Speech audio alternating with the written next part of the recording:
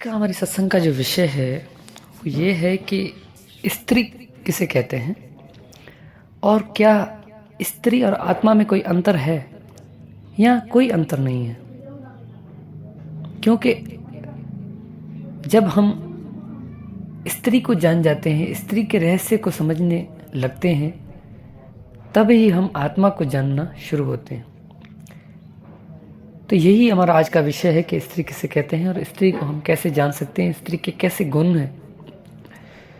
तो सत्संग शुरू करने से पहले हम बंदगी करते हैं।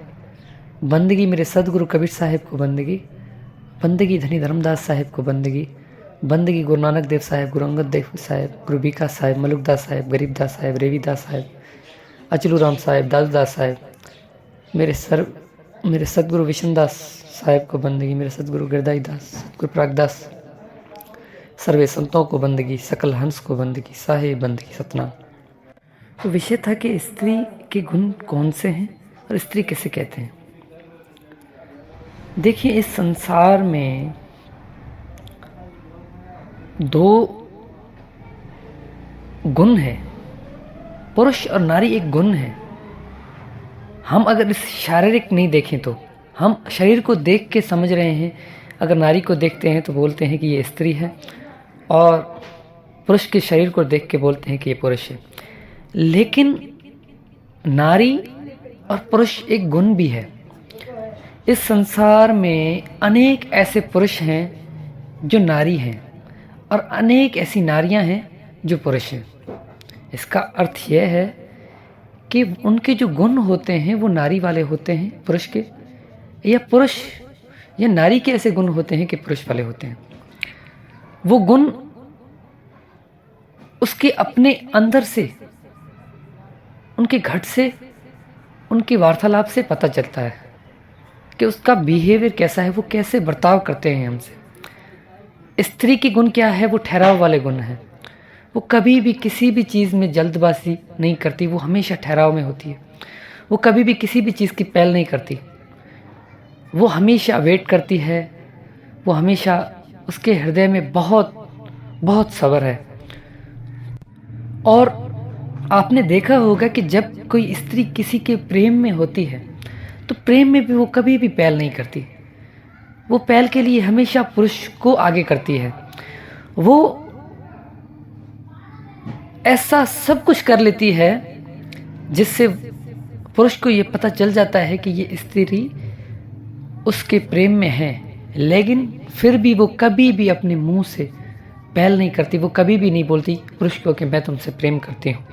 अगर वो बोल देती है तो वो स्त्रीण गुण से वाकिफ़ नहीं है। वो अभी भी स्त्रीण गुण को नहीं जानती, क्योंकि स्त्री कभी भी जल्दी में हाँ नहीं करती। वो कभी भी हाँ नहीं करती। स्त्री की ना हमेशा हाँ होती है। तो इसीलिए स्त्री का जो ये गुण है, इसी गुण के कारण ही स्त्री सारे संसार में है, हमेशा अपने में आनंदित रहती है और ठहराव होता है। उनके हृदय में विश्वास होता है कि एक ना एक समय पे वो पुरुष से जीत ही पाएगी, क्योंकि पुरुष हमेशा आक्रामक होता है और स्त्री कभी भी किसी भी चीज़ में आक्रमण नहीं करती। लेकिन स्त्री खुद आक्रमण नहीं करती, लेकिन आक्रमण करवाती है। जब स्त्री प्रेम में होती है तो वो क्या करती है? खुद से कुछ नहीं करती, लेकिन पुरुष से सारे काम जो भी होते हैं वो करवा लेती है, और आखिर में थोपती भी पुरुष पर भी है और कहती है कि ये सारे कार्य तुमने किए। करवाती खुद है लेकिन थोपती उस पर पुरुष पर भी है, क्योंकि कार्य तो करता पुरुष है। इसी प्रकार जो हमारी जीव आत्मा है वो भी इसी प्रकार ही है। जीव आत्मा अकर्मी है, स्त्री भी अकर्मी है। जीव आत्मा खुद से कोई भी कर्म नहीं करती, स्त्री भी खुद से कोई भी कर्म नहीं करती। इसीलिए मैं कहता हूँ कि जिसने स्त्री के रहस्य को जाना उसने जीव आत्मा को जाना, जीव आत्मा के गुणों को जाना। और जब जीव आत्मा के गुणों को जान जाएगा, कोई भी मनुष्य हो, वो नारी हो या पुरुष हो, जो स्त्रीण गुण को जान लेता है वो हमेशा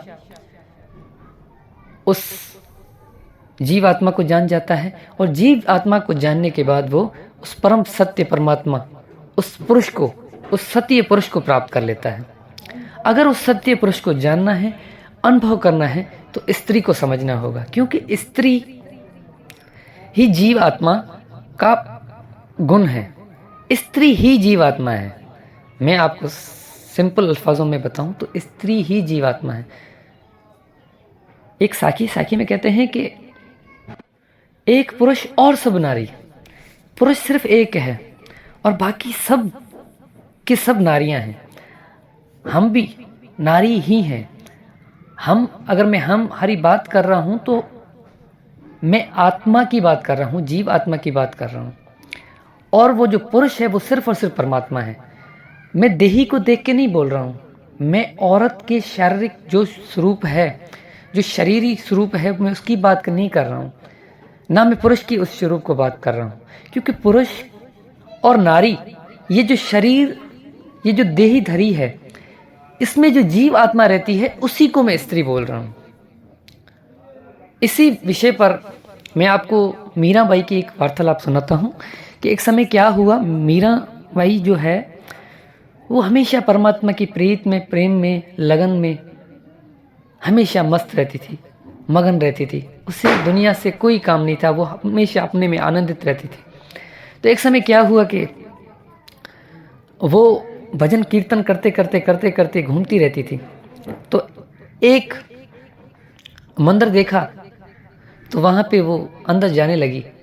तो वहाँ का जो पंडित था उसने कहा कि इस मंदिर में कोई भी नारी नहीं आ सकती, ये पुरुषों के लिए मंदिर है और यहाँ पे नारी नहीं आ सकती, क्योंकि नारी जो है वो उस मनुष्य, उस पंडित के हिसाब से कि नारी जो है पाक नहीं है, तो इस कारण से वो नारी इस मंदिर में नहीं आ सकती।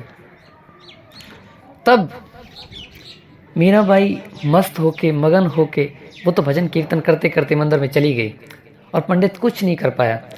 और जब भजन कीर्तन पूरा किया तो मीरा को वो बाहर निकालने लगा पंडित, और कहने लगा कि मीरा तुम इधर कैसे आई हो? तुम्हें पता नहीं कि ये इस मंदिर में कोई भी नारी नहीं आ सकती? तुम ऐसे कैसे भूल कर सकती हो? तो मीराबाई ने कहा कि संसार में कोई पुरुष है क्या? तो वो ब्राह्मण परेशान हो गया और विचार करने लगा, ये क्या बात कर रही हो? तुम एक नारी और मैं एक पुरुष हूं। तो मीराबाई ने कहा कि तुम अभी तक यही बात नहीं समझे कि पुरुष सिर्फ और सिर्फ एक है, वो परमात्मा है, हम सब उसकी नारियां हैं। आप सिर्फ शरीर को देख के, अपने शरीर को देख के आप समझ रहे हो कि आप पुरुष हो। आप पुरुष नहीं हो, आप भी नारी हो।